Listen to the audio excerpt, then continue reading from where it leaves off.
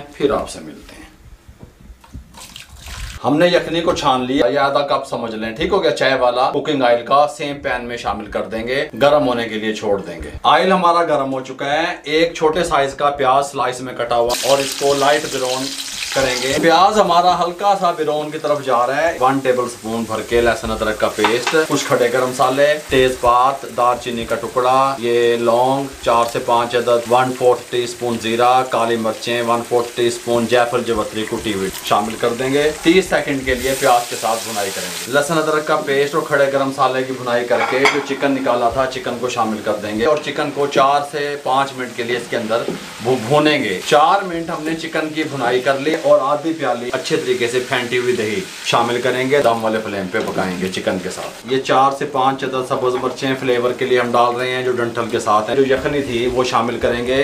हमने 1.5 लीटर पानी डाला था। 25